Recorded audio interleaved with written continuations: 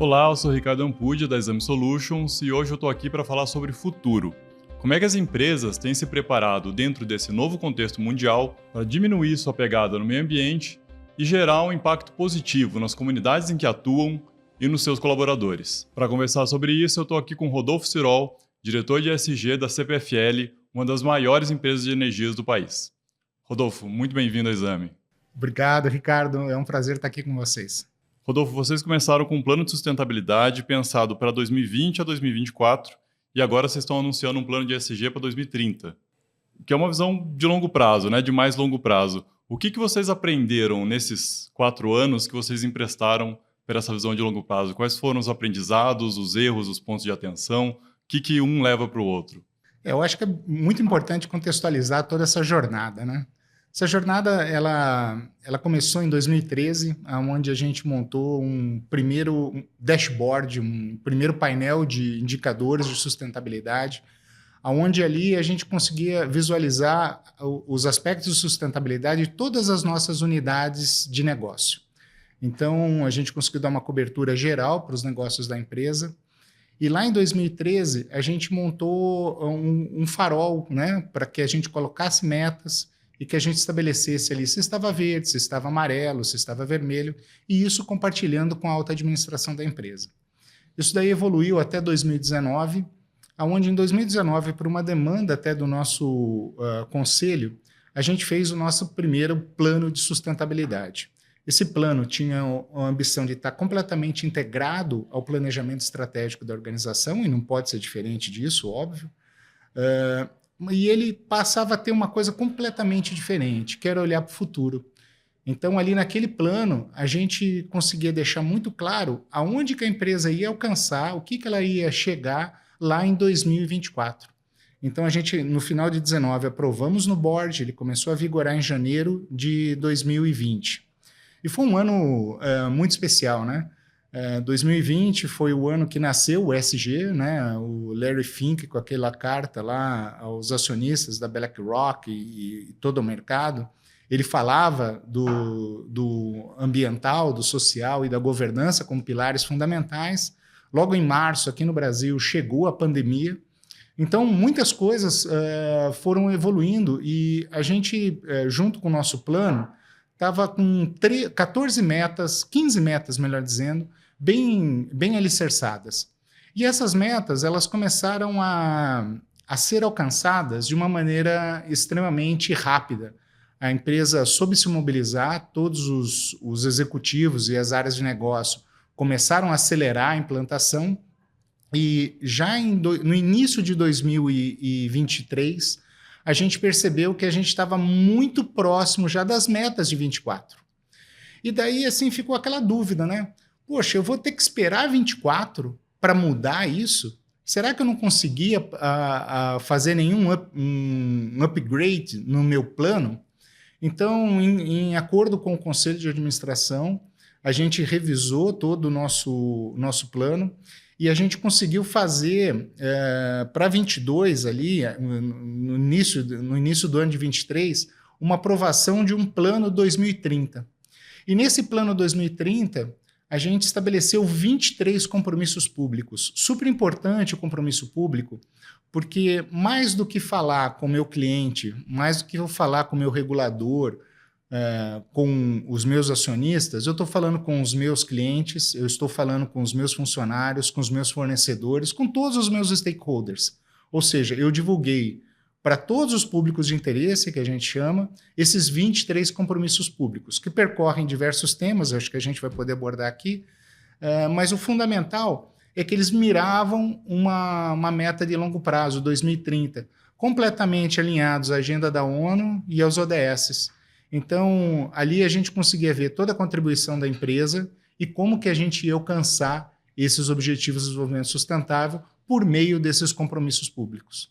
Legal. E, de uma maneira geral, quais são os grandes verticais desse plano? Eu acho que uma das coisas que assim, ficam muito claras, né, é a materialidade. Toda empresa, seja ela de qual ramo for, seja ela de qual setor ela for e qual tamanho ela for, ela precisa ter que a gente chama de materialidade. Materialidade é um estudo que se faz para entender quais são os impactos que a sua atividade provoca. Seja uma indústria de moda, seja uma indústria de veículos ou uma indústria de energia, que nem a nossa, os impactos são de maneiras diferentes. Então, eu vou dar um exemplo de um tema material super forte, super quente para o setor de energia, que é mudança climática. Para vocês terem uma ideia, 3/4 do CO2 emitido até hoje na história da humanidade, ele se deve ao setor elétrico. Então, é muito plausível que mudanças climáticas sejam um tema material para mim. Então, a discussão sobre como que eu gero a minha energia, se eu gero por meio de energia fóssil, se eu gero por meio de energia renovável, é super importante. Outros temas são relacionados à sua cadeia de valor, por exemplo. Como que você faz as suas compras? Você faz a indução da sua cadeia de fornecedores para uma economia de baixo carbono, uma pegada menor de água, uma menor pegada de biodiversidade? Como que você está trabalhando toda essa cadeia?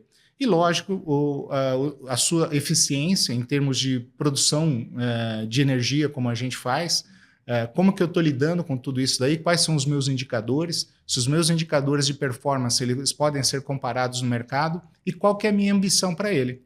E eu acho que dos temas que a gente trabalha no nosso plano ESG, uma das coisas que mais me atrai, e certamente os 16.500 funcionários também ficam super felizes, é a questão do valor compartilhado. Uma empresa, seja ela de qualquer ramo, seja ela de qualquer setor, ela precisa existir para o progresso da sociedade.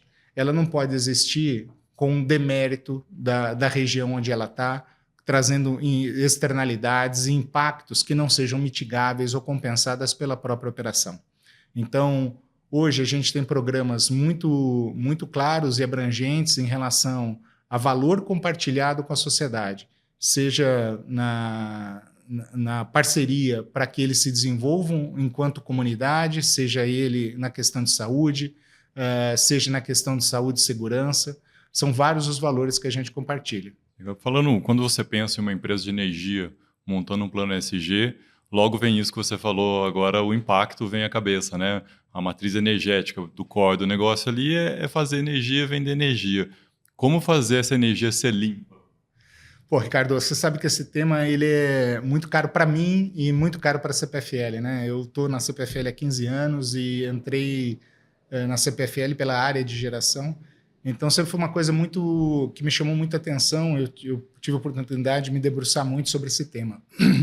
E desde 2010, a CPFL conseguiu ter uma decisão estratégica de não investir em energia fóssil. Então, de 2010 até hoje, a gente só investe em energia renovável. E só para você ter uma ideia, a gente tem um compromisso público de ser 100% renovável até 2030. Hoje, a gente já é 96%. Mas a gente sabe que isso daí não é suficiente. A gente também tem a menor pegada de gás de efeito estufa do setor elétrico. Qualquer empresa que possa se comparar com a CPFL, a gente é pelo menos 4 vezes mais limpo que essas empresas. É lógico que tudo isso daí não é um acidente, é estratégia e muito esforço para implantar tudo isso. Mas eu vou dar alguns exemplos de como que a gente consegue alcançar isso daí. Primeiro, estabelecer uma meta. Então, a gente estabeleceu a meta. Primeiro, conhecer, né, o que você emite diretamente, o que você emite em escopo 1, escopo 2, escopo 3, e eu tenho certeza que para o pessoal da sustentabilidade isso é muito fácil de entender, mas para o público geral, aquela emissão diretamente relacionada a você, por exemplo, uma fonte geradora, aquela que, por exemplo, você tem relacionada às suas atividades, mas não é a tua consequência, por exemplo, consumo de energia elétrica, quanto mais limpa ela for, melhor, mas se você está consumindo de energia fóssil, isso daí você fica na sua pegada. E a terceira é a sua cadeia de fornecedores, como que estão as emissões na sua cadeia de fornecedores ou nos seus clientes. Isso, então, reúne o que a gente chama de inventário de emissões. E a CPFL, eu falei que tem uma pegada muito pequena de emissões, mas a gente também se preocupou em assumir um compromisso que até 2030 a gente vai reduzir em 38% as nossas emissões, escopo 1, 2 e 3. Mesmo sabendo que nós somos benchmark, a gente assumiu 38%. E eu vou dar um spoiler aqui, que em janeiro nós vamos anunciar uma ambição ainda maior. Mas isso só não é suficiente, eu ainda vou estar emitindo alguma coisa.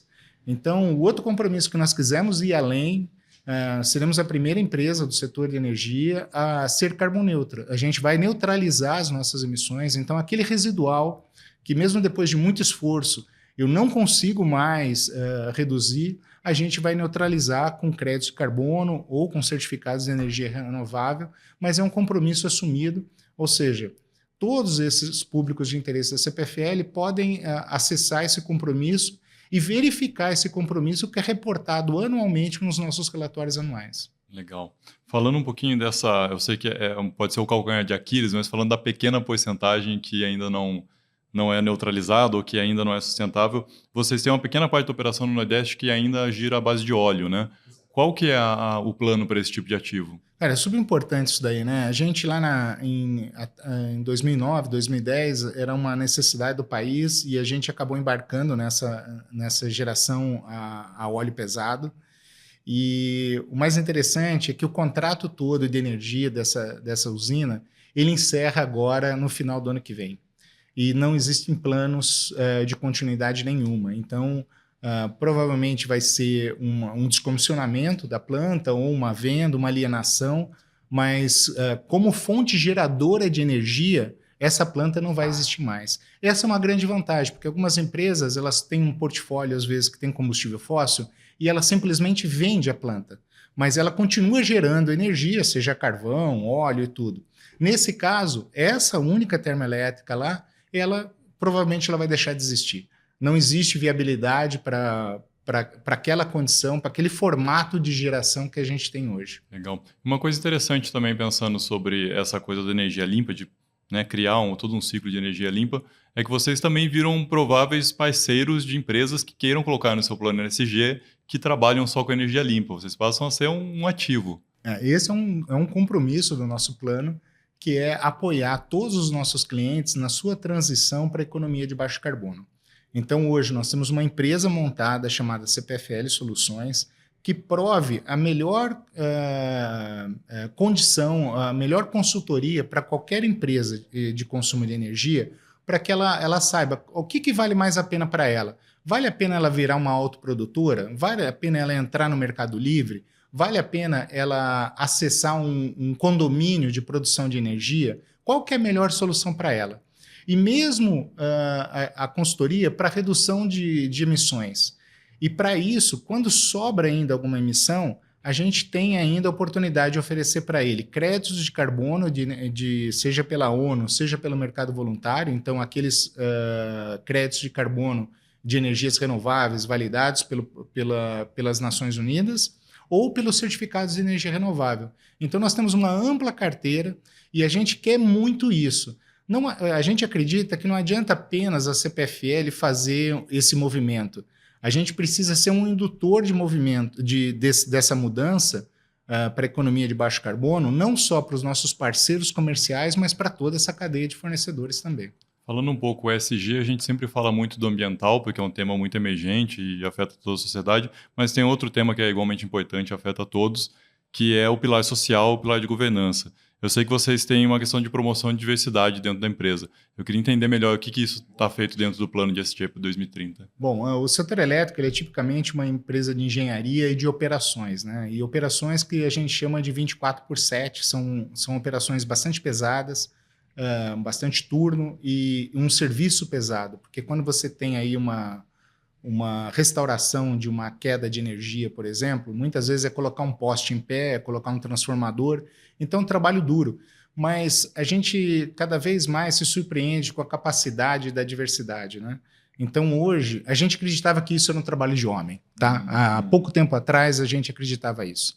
Mas hoje mudou muito essa história. Hoje a gente tem escola de eletricistas para mulheres, onde a gente forma mulheres, e as mulheres têm dado uma lição muito importante dentro da nossa organização, não só que elas são capazes, mas elas são capazes de uma maneira mais rápida e de maior acurácia, ou seja, com maior eficiência. Então hoje a expansão de mulheres na área de operação é bastante grande. Mas a gente sabe que aumentar o número de mulheres na base também não é suficiente. A gente precisa que isso daí seja na vertical também. Então, a gente sabe que hoje, na organização, a gente tem 20% de mulheres em posições de liderança e a gente estabeleceu uma meta para que até 2030 a gente tenha 30% de mulheres em posição de liderança. A gente não acredita que as posições de liderança vão crescer tanto, então a gente precisa aproveitar o turnover natural. E aqui é uma lição super importante, né? Para que o turnover natural, que acontece normalmente nas organizações, onde saem os funcionários de vontade própria e tudo, as pessoas que entram, elas precisam entrar e ter todo um acolhimento. Porque se eu colocar uma mulher numa posição de liderança sem ela estar preparada e ela não for bem, eu posso ratificar alguns viés de que essas mulheres não são preparadas para essa posição. Então a empresa se organizou de uma forma muito importante através do CPFL Mais Diversa. Nós temos todo um acompanhamento, desde plano de sucessão, mentoria, coach, para que essas meninas também possam ser assistidas e orientadas dentro do seu desenvolvimento. Mas eu também queria dar outro spoiler nesse sentido. Assim. A CPFL, nesse primeiro plano, ela assumiu esse compromisso de mulheres em liderança, mas a gente viu que a diversidade é muito mais ampla que isso, né? E através desse CPFL Mais Diversa, a gente trabalhou não só mulheres, não só LGBTQIA+, não só negros, não só intergeracional, mas também PCDs. Então, a gente deve aumentar a nossa ambição para que esses grupos subrepresentados façam parte da liderança da empresa de uma maneira bastante significativa. Isso é muito importante para nós hoje na CPFL.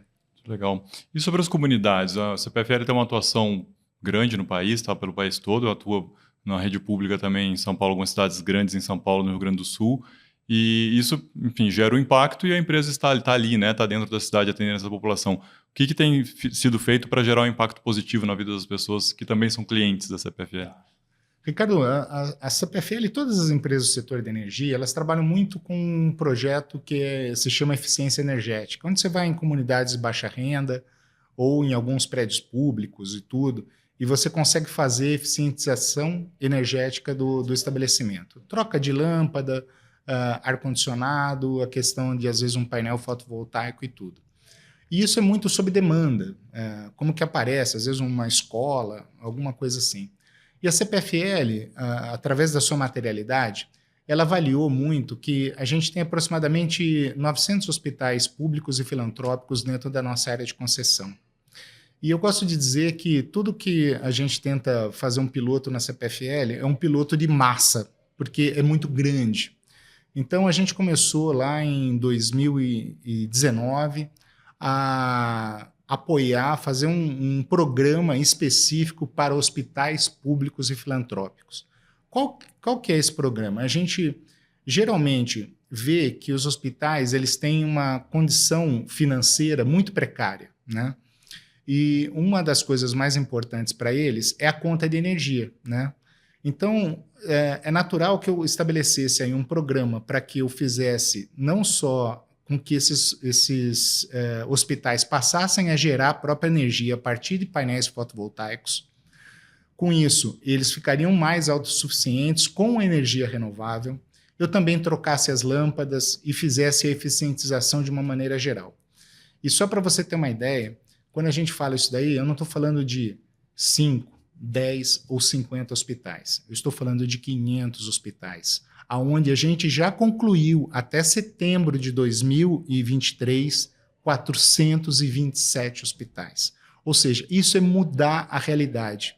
Isso muda a percepção da sociedade, que passa a contar com um maior número de atendimentos, com uma melhor qualidade no atendimento.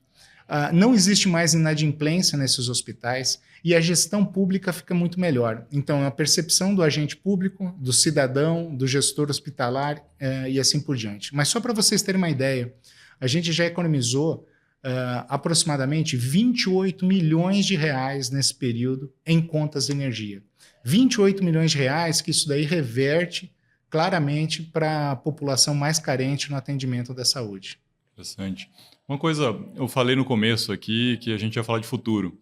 E aí me veio à cabeça que o presente agora, a gente está vivendo um momento muito único. Hoje, começo de novembro, está 40 graus lá fora.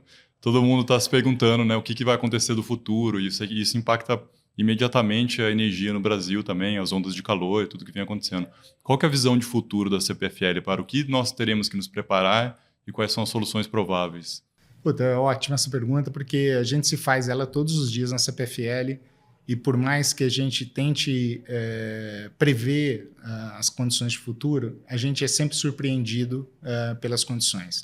É natural que qualquer um saiba que o futuro, o presente, né, como você mesmo disse de hoje, ele é muito mais intenso, seja nos seus extremos, né, seja de temperaturas, seja de chuva, seja de seca, ele vai ser muito mais extremo e ele vai ser muito mais frequente. Então, quando você olha uma sequência temporal passada, você nunca viu os picos que a gente tem e a frequência com que a gente tem. Bom, isso daí é fácil de prever, mas quando a gente tem alguns fenômenos climáticos recorrentes, globais, como é o Ninho, e é um Ninho especialmente forte, como o que a gente está vivendo, as coisas ficam ainda mais intensas e é o que a gente está vivendo. A gente viveu agora, no final de semana retrasado, aqui no feriado, o drama que foi a região toda de São Paulo, aqui da capital e a região metropolitana. Foi realmente um temporal fantástico, mas a gente viveu em São Paulo no Carnaval, no litoral, em São Sebastião, chuvas que a gente jamais experimentou, 670 milímetros em 24 horas. É uma coisa assim que alguns países não registram isso em 2 anos de chuvas. Algumas regiões do país experimentam menos de 500 milímetros por ano. Aquilo ali foi em 24 horas. Então não há solo que resista, não há vegetação que resista, casa, sistema de drenagem e tudo. Então o que a gente tem que estar preparado? A gente precisa ter preparação para situações de emergência. Cada vez mais a Defesa Civil é um agente mais importante para a sociedade. A sociedade precisa ser treinada em relação a esses eventos extremos. E a gente precisa começar a adaptar a nossa infraestrutura de uma maneira geral. Quando eu falo infraestrutura, alguém pode estar falando assim, ele está falando da energia, porque ele é do setor de energia, mas não é só isso. Como que a gente vai se deslocar num período desse, que muitas vezes fica difícil de se deslocar? Como que a gente vai fazer atendimento em hospitais? Como que a gente vai ter situações mesmo que para quem está vivendo aquela situação difícil, é uma catástrofe. Então, o cara perdeu a casa, o cara perdeu um parente, o cara perdeu documento. Como que você restabelece tudo isso? Então, na CPFL, a gente está num exercício constante, a gente tem uma diretoria exclusiva disso, de riscos, onde a gente está modulando bastante e cada vez tentando se preparar melhor para situações que vão ocorrer. E muitas vezes essas situações elas não são próprias do setor elétrico. Eu vou dar um outro exemplo para você. Em 2021, a gente aqui no estado de São Paulo bateu todos os recordes de incêndios no interior do estado. Foram mais de 5 mil focos de incêndio e uma empresa como a CPFL, ela foi muito vítima de todos esses incêndios porque pegava a rede elétrica e a rede desarmava. Então, algumas até queimavam os postes e derrubavam os postes, e o poste estava no chão, e o bombeiro não sabia se aquilo estava energizado ou não. Então, por isso essa integração, essa inteligência toda, ela precisa existir para que uma empresa que faz serviço de utilidade pública, como a CPFL, ela seja conectada com a empresa de abastecimento de água, com os hospitais, com as rodovias, para que tudo isso daí esteja a serviço da população, que é o nosso bem mais importante. Maravilhoso. Rodolfo, muito obrigado pela sua visita e até uma próxima. Ricardo, muito obrigado. Eu que agradeço. Espero ter podido contribuir.